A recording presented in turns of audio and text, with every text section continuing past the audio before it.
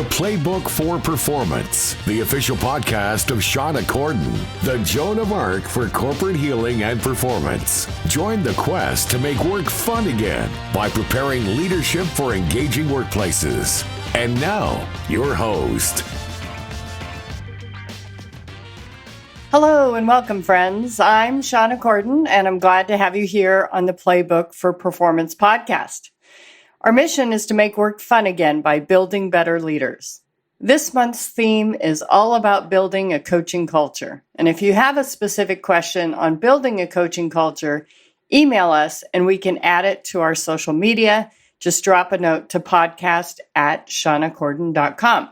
Now, last week we talked about the modalities of coaching, and today we're talking about making the most of your coaching dollars by introducing coaching properly. So let's start with why you might consider coaching in the first place.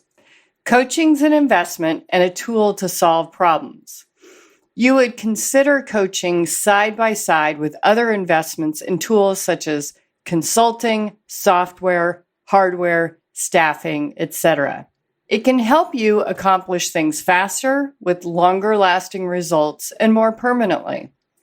The way coaching works is with not just the what of problems, such as surface of this transaction and that methodology. Those are what we consider the whats.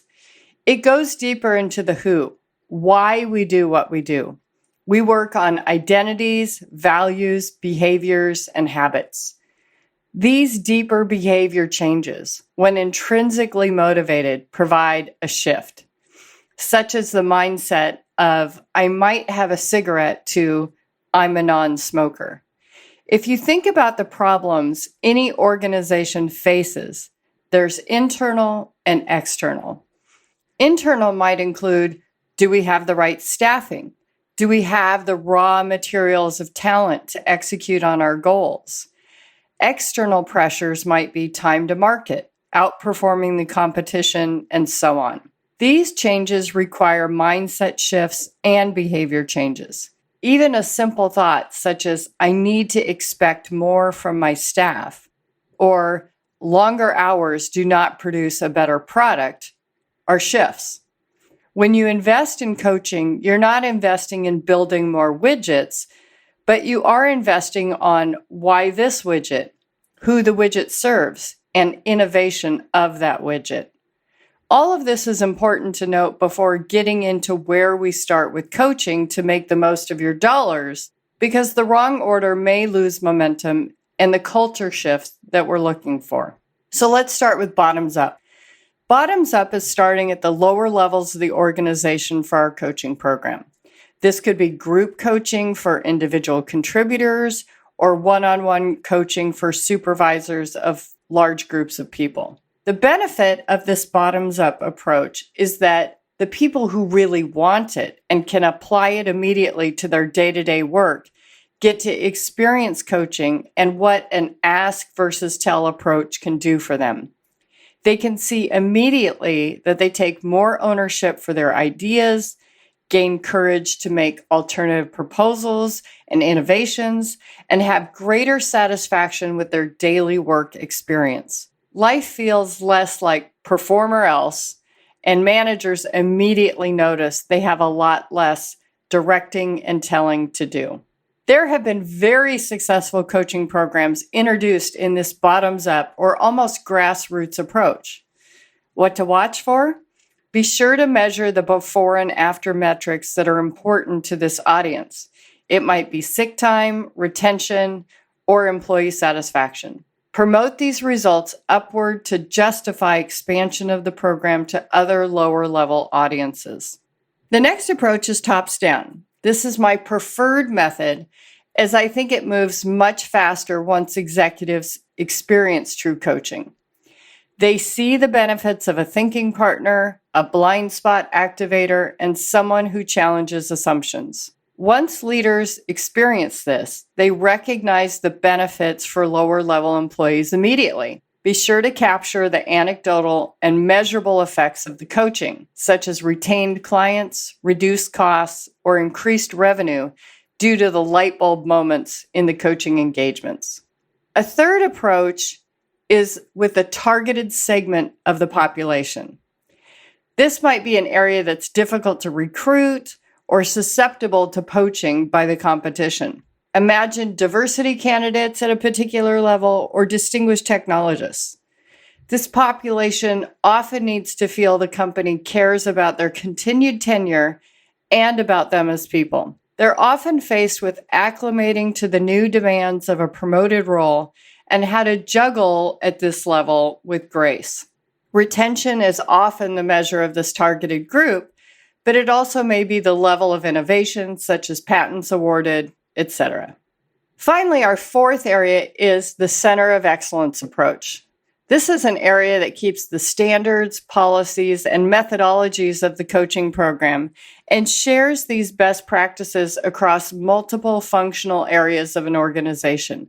They act as an internal consultancy, spreading the benefits of coaching and ensuring the program is set up to succeed and take hold.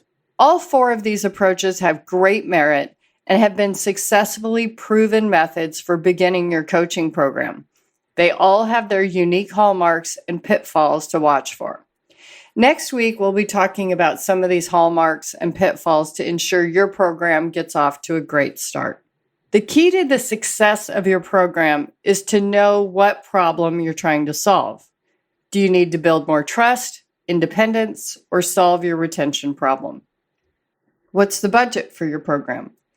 Are you making the mistake of considering coaching a feel-good effort versus a powerful tool?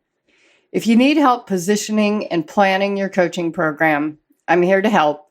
Just send a note to shauna@shaunacorden.com. So we're on to our tool of the week. And the tool of the week is identifying the real problem. We need to make sure we're asking the best questions to identify the real problems. I know from thousands of coaching hours that often clients are not entirely sure what the real problem is. They bring the topic and what they're trying to solve for, but after some more introspection, we learn that there is a more personal aspect to the problem, often related to values and who they are. So here's your field work, because as we always say, coaching without action isn't coaching, it's just entertainment. So practice asking yourself these questions to identify the real problem. What is the real issue here? If I solved for this, how long would this solution last? What would be the permanent fix to this challenge? Who would I have to be to adhere to this permanent fix? And what would I have to believe for this to be true? Each week in the podcast, I like to highlight a leader doing it well in the news or from a listener and one that had a wobble. If you'd like to nominate your organization, please email me at podcast@shaunacorden.com. This week, I want to applaud the many former Peloton employees who immediately went to LinkedIn to post their availability for work. Last week, the CEO was removed and some 2,800 employees were let go. Many expressed shock as it was not foreshadowed. When change hits us, and in this case hard, we will often go through those initial stages from William Bridges' model that include denial and anger. I find that though those stages are necessary for grieving, a productive parallel step includes an inventory of in my control and out of my control concerns. Simply take out a blank sheet of paper. On the left, list in my control and list all of those things that you truly can control, like sleep, nutrition, stress management, social support, etc. On the right, list all the things that are out of your control, and that would include the decisions made by Peloton. Be sure you're taking action on all the items in your control, but also double check on the out of my control areas. Is there anyone you can ask or lobby for a piece of control? It's hard to be blindsided like this, no doubt. But to take action immediately and post availability on LinkedIn is one of those actions you can move into the under my control list. And those actions build self-esteem exactly when we need it. Best of luck to all of you. That's all for this week. If you like this podcast, please subscribe, give us a rating, and tell your friends. If you'd like to hear more about a topic that would make your work fun by improving the leaders in your organization, please drop us a line at podcast@shawnacorden.com. Until next week, take good care. Thank you for listening to Playbook for Performance. To learn more about Shauna Corden, her consulting programs and tools, please visit her website at shawnacorden.com and follow us on social media at Shauna Corden.